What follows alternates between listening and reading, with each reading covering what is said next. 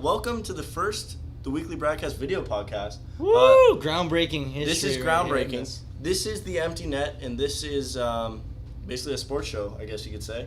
We're just going to talk about whatever in relation to sports.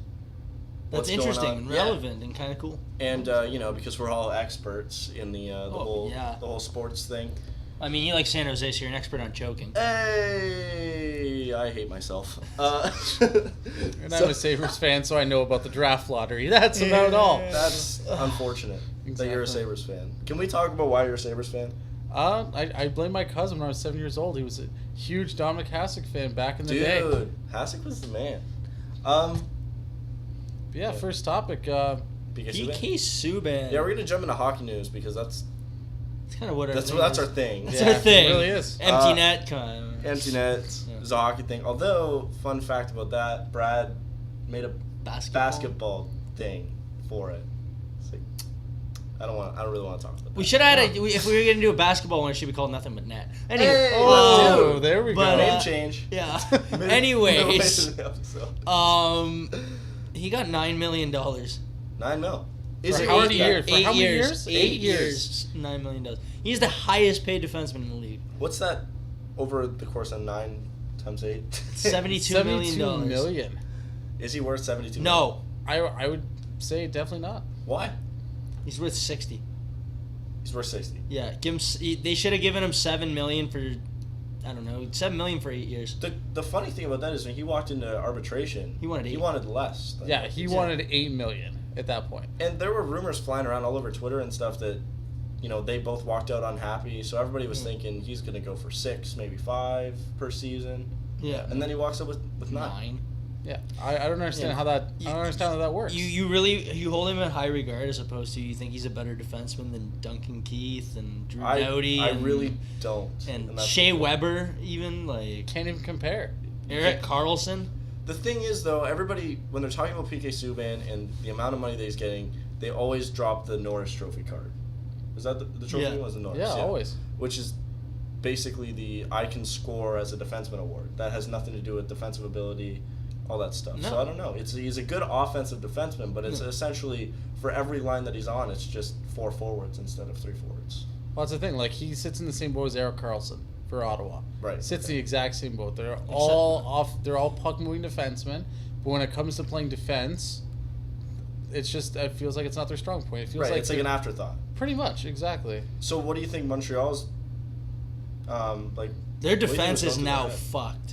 Because they got rid of Josh George. Yeah, they did. Where'd he go? He went to Buffalo. Went to my team. Yeah. So how do you feel about that? I feel it's fantastic. Tyler Myers, Josh George's first line defense. I don't think I'll see it like that, but they're just going to help. What do you see your top defensive line? As still absolute garbage. That's what I think. Your team is absolute garbage. Exactly. I mean, you have Tyler Ennis. That's something. It's a weird rebuild stage for Buffalo at this point because it's been a 10-year rebuild. Right. I know Buffalo fans have been saying that. They've been I'd say about 7 or 8 years technically on a rebuild now. Come on now. Okay, round it up to 10. Oh, that's as a fan, that's got to be emotionally. Fuck, they haven't been relevant since 1999. Oh, they were relevant when they took the East, like in 06, 07, when they were first place in the East. For some reason. I think everybody gave up that year. I was like, all right, well. That was like a year after the strike. They were like, we're done. Pretty much. I don't. We don't think that whole Buffalo situation is so weird though when you think about it. I guess not as weird as say Vancouver, that whole goalie meltdown situation. Yeah. Which, by the way, Ryan Miller, in Vancouver colors, that's gotta hurt. It's going to be completely strange, but at least the last time he played there when it actually meant something, being the Olympics in 2010. Yeah, true. At least he was like the best goaltender in the whole tournament. Yep, I can agree with that. Yeah. Fucking Crosby scored the fucking winning goal. So fucking angry at that. Back to Montreal though, I know it's a completely different world. You're thinking about goalies, you're thinking about your forwards or skaters. Is PK Subban worth more than Carey Price? Absolutely not. No. Because Carey Price is a hell of a goalie. Put it this way. What the fuck is his name? Who's the big fucking guy on Montreal? Pacioretty. Yeah, Max Pacioretty is getting $4.5 million to score 40 goals.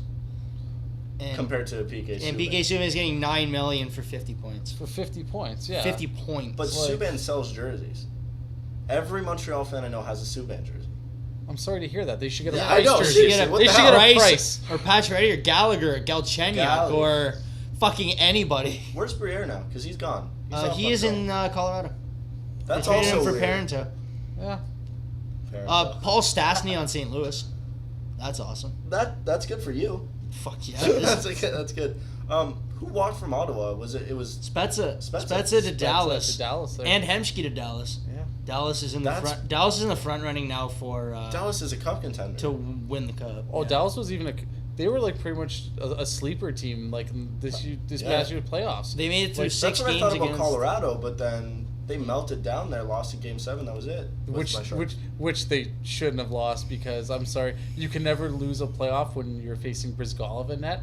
That is the absolute Seriously. worst goalie to lose against. I love Brizgalov though. I love him as a person because he's him as just a goalie. genius. He's just, so funny. He's so ridiculous. I take the puck and I Why do you have to be mad?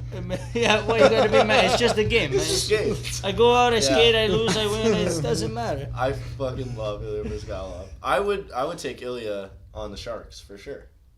Yeah, because you have no goaltender. We have no goalie. Sorry. Well, you do. Sorry, You have Stalock.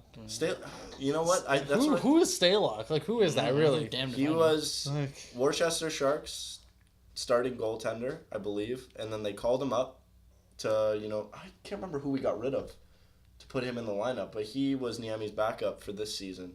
And every regular season game he played, Thomas he was Greiss. amazing. Is it Grace or Grice? I think it would have been Grace actually. Grace. Because the only one I remember before 'cause that would have been Grice. like Nimaki, but that's like a few years ago already. Oh my god. That was like Remember when Antero Nitamaki was actually like somewhat relevant in the NHL, and then Yeah. he's like, nobody gives a shit about him anymore. I don't know. We had Sateri, and he went to the KHL. He just kind of bolted in the offseason. Torrey Krug apparently, just throwing out, you said KHL. Torrey Krug apparently got an astoundingly huge offer to play in the KHL. I don't doubt that. It was like stupid amount of figures, and they're figuring that his agent, they were thinking that they're using it as leverage to get a better deal from Boston. Speaking about stupid amount of figures though. Besides PK Subban. Yeah, well, yeah, and besides that, what about the LA Clippers sale actually recently? That's weird. $2 billion. Not weird, but just $2 billion. Yeah. Worth it? Fuck yeah! You own a dynasty. I would say, yeah. You own a especially, dynasty, and you took it away from a fucking grizzled Civil War fucking grizzled Civil War. Angry guy, like grandpa, racist grandpa, Donald Sterling. Yeah. That whole situation. I laughed so much.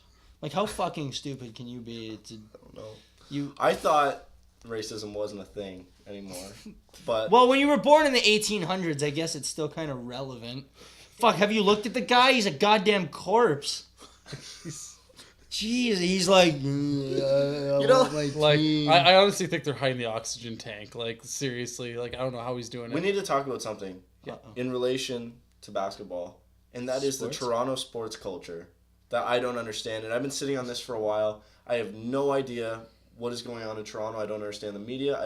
Because it doesn't make sense. You take the Maple Leafs. They haven't won in however long, but yet they get to the playoffs. Last year? Yes. They hold it's the biggest thing in the Toronto media. Like, hey, you know what, we did it, whatever. Raptors, first time making the play, or second time in their entire existence, Toronto holds a Raptors Day. Yeah. They got their fucking asses kicked. I don't know, in any other sports... 7 games isn't an ass. But here's the thing. Oh, it was a choke. It was a they bad choked. choke. Oh, they were up by like 20 and they lost. I understand that. Hear me out. In any other sports market, a first round loss is fuck. Like, I can't believe we lost in the first round. For myself, San Jose losing in the first round, that's shit. Okay, especially how you did it though. Yeah, well, come on now. Up 3 games, nothing. You lose 4 straight. You had like 14 goals your first 2 games. In the MLS, Toronto FC, who surprisingly got a lot better this year. Because they hired what's his name from the Premier League, Defoe. Jermaine Defoe, yeah, like he's. They don't even have their number 1 goalie because they took him back. Premier League player playing in a shitty 20,000 fan stadium. That's the low point for a Premier League player. So David Beckham playing in front of 20,000 people in LA is washed up. I call that washout. I do. I- I'm sorry. Like, could you see him go up against, like, say, for instance, obviously he wouldn't be against Rooney. Yeah. Rooney or even Ronaldo. Those I'd guys. like, come but on. Rooney's washed up. I don't understand the MLS. And here's the MLS in its place in Toronto. Because the only reason that the MLS is seceding right now is because Maple Leaf Sports Entertainment has them under their umbrella. So they're forcing it down their throat. It's like, the weird thing about media in Toronto is everybody listens to it. If you're not in the front page of the Star, if you don't have a 3-page spread about your team, you're not in. And the weird thing about that is, shout out to the Argos, they're not owned by Maple Leaf Sports Entertainment. No. They are not talked about at all. Yet their TV ratings are double that of MLS. Through the roof. Have you also seen the ticket prices for MLS? It's Maple Leaf Sports Entertainment. That's the thing. Well, that's what I mean. Like, I would not pay just to watch a freaking soccer ball be at midfield the whole time. I don't know, because I can't do that. I was at an Eastern semifinal game, Winnipeg Blue Bombers versus Toronto Argonauts. CFL. When Kevin Glenn broke his arm, I was at that game. I don't know why I laughed. I'm sorry. I was in 500 level seating at Rogers Center. $25 tickets for a playoff game. Which is insane, and that's good sport. Like, that is It was a hell of a time. Amazing experience. They had like a party beforehand, and everybody was losing their I minds. fucking love the CFL. Because it's the only league around here that I can honestly say that when you're in a parking lot with all those people, like, I'm a Ticats fan, and you hate the Ticats for some reason. Fuck you. But, like... Go Stamps. Fuck you! Go Red Blacks! I don't give a shit! Go Argos. Yeah, who are they now? Like, anyway. I love being outside of Iverwin Stadium. You know, everybody's got a barbecue out. It's just I've been there, amazing. man. It's amazing, you know? It is, and it's actually. like, you don't get that with the NHL, and you don't get that. I suppose you probably get that with the NFL, but I've never been to an NFL game. So. Don't get it with baseball, you get the crowd outside because they have all the hot dog vendors and everybody starts drinking and all that. But it's not the same dynamic. It's not as Blue exciting. Jay games are sweet though, because you can get tickets fucking really cheap. Yeah, and that's they a good used day to. out. They used to have. I don't think they have it now. Toonie Tuesdays, 500 level seatings for $2. Are you kidding me? Man, like if they don't have it for $2, it's under $10. Yeah, like, it's under 10. Yeah, my friend got like a flex spot for 10 games for like $45-50 for It's 500 like- levels. yeah. So you could go to an MLS game and pay $80. Or you could go to 10 MLB games for half the price. Like, Yeah. Like, Would you? Like, And come on, can we be realistic? Baseball's a little more exciting than soccer. I love watching baseball live. Can't watch it on TV. Really? Which is I exclusively love watching it on live, but I love it on TV. I'm Yeah. a huge baseball junkie. Sorry. I think the thing is I just can't stand the commentary. So it's like I can watch it live then. So mute it and watch and then make your own commentary. No, Brad's that's sitting that's around the just- TV. no. like, And here Bautista steps up, strikes out again, the stupid fuck. I'm sorry. I'd rather have like the live action, like behind me, everyone cheering Bautista, Yeah. like just everyone instead. And then Live strikes sports out the in third general time is of the awesome. game. And it's hilarious. live sports in general is awesome. I think we can all agree on that. But Yeah. back to the Toronto sports media thing is like Everything's overblown. the media shoves it down your throat Mm-hmm. and says it's cool. And the people in Toronto like that. They They're eat like, it up. oh shit, this is the in thing. I'm going to go to an MLS game. I'm going to go to a Raptors game. I'm going to go to a Toronto. I'm going to go to Was a that Leafs Toronto game. Strong or Canada Strong? It's or Toronto Strong. And or something like that for the MLS. And We Are North or We Are the North? we are the North. Something No, that like was that. basketball. Yeah, for Yeah. basketball, it was Northern Strong or whatever. The only reason that the Raptors sell tickets is because you're forced into it for buying Leafs season tickets. You have to buy Raptors tickets to get Leafs tickets. Yeah. And I haven't, because I don't watch the Leafs. I don't have any interest in buying season tickets. I don't know, but probably the MLS is in there somewhere too. That's why you need to bring a fucking team to Hamilton. It's gonna be cheap. I don't know about that though, because I'd never Toronto do would that. say no to that. Everybody wants a second Toronto team for some fucking. Yeah, Like the you New know- York Islanders and Rangers. Well, Yeah, you but- know what though? Like you could easily do that in somewhere like Vaughan. You know how much money there is there? There's so much money available But is there. the infrastructure good enough to support a full-size stadium, 20,000 people coming in and out of the city on a Oh, whim? they would get like the funding immediately, guaranteed. You do it in Vaughan. It's a newer more upstanding community. Yeah, for sure. Compared to where the location where there's. Nah, you know what? You know what? Location is Screw all everything. that. Screw all that. Just bring up the Brampton Battalion. Put them into The NHL. Yeah, it's not. Just Yeah. Okay. enough with the Brampton shit. I mean, we're always talking about Brampton. Yeah, seriously. Weekly Bradcast. Shout out to Brampton. Yeah. I don't know, because, like, our stagehand is saying 5 minutes. We got 5 minutes. Location is everything for for arenas, and it'll make or break your team. You see this with Phoenix, the Coyotes. Oh, for sure. What is that, Glendale? Yes. It's not even in Phoenix. I know, that's why they changed it to Arizona. Yeah. And people are complaining it's a bitch to get there.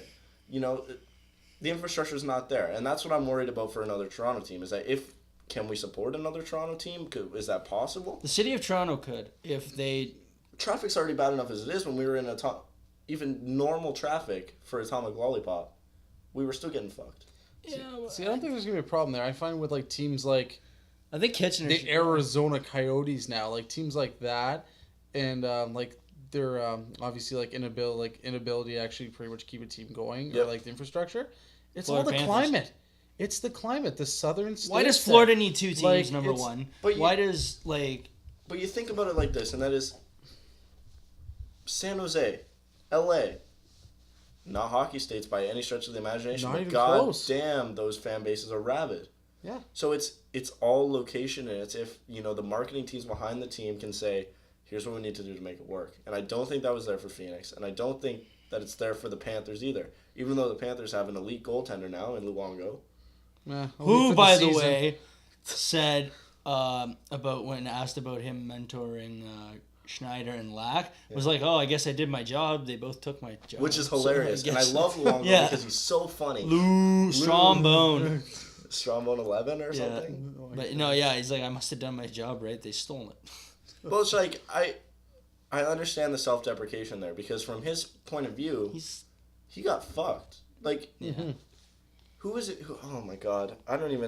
Who was in charge of the Canucks then? I can't remember. Gillis? Was it Gillis? Oh, yeah. Yeah, because it was the Fire Gillis chant at the end of the season. Yeah. For the last... Okay. You got to think, that guy's... What the fuck, man? Like, you can't just blow up a team like that. At this point now, Vancouver really has nothing. Kessler's gone too. I think To the that Ducks. what they should do if they lose this year pretty badly is split up the Sedins or trade the Sedins. The Sedins... They were looking at doing that already. I wouldn't doubt that was on the block, for sure. But they're I trying think they that. should. I think though they should be traded as a package deal for something bigger, like a ton of prospects. I don't know about the prospects thing. Like, okay, for instance, so let's say for instance, Vancouver into a rebuild. Then is that what you're? yeah, suggesting? like if you're like somebody like the Winnipeg Jets, or if you get Connor McDavid and you say I'm going to give you a first round pick and both Sedins for Connor McDavid because you want to win now and we want to rebuild. Sure. You take that trade. You get two premier forwards. Yeah. And a first rounder for a dynasty player, but at the same time, if you want to win now, you kind of have to take that risk. Right, and that begs the question, because we have 2 minutes left. Where does Brodeur go? He's on the free agents list. Somebody has to pick him up. He's gonna stay there, I think, till the trade deadline. In New Jersey. He's a UFA. He's UFA. Yeah, he's just gonna. He's gonna sign at the trade deadline. Or something? I think want he's him gonna to go sign the trade deadline somewhere. I want him to go to the Jets. No, I want him to get rid of Andrei Pavlik, because he doesn't give a fuck about playing in Winnipeg, because it's been shown last season he doesn't give a fuck. Yeah, if Brodeur were to go to Winnipeg, they infinitely get better. You know what? Brodeur needs to go to Colorado. We talked about this, I think. We did before. He needs to be there just for the mentor of our alarm. Just for the mentor. Of, Why? Yeah, Why does he need to be there? Because he's a young goalie. But your coach is Patrick Waugh. But he has nothing to do with the goaltending. No, but he can be like, okay, No, Semyon. you need that goaltender that knows that, though. the playoffs. Like, why can't you have got both? a lot of stamina. Why can't you have both? He won't bite. He does not want to. He would definitely not want to play under Patrick Waugh. No. Are you kidding me? You can't go to Colorado. Him and Patrick Waugh hate each other. You think? Okay, it's not Osgood Waugh here. Vernon Waugh. No, dude. Yeah. Brodeur and Waugh had a... They had a hated thing. each other. Not too bad. I wouldn't say it's as bad. No. I mean, but goalie rivalries are serious things. Like yeah. you know Ray Emery? Yeah. That guy's a fucking asshole. He played in well. That guy's the man.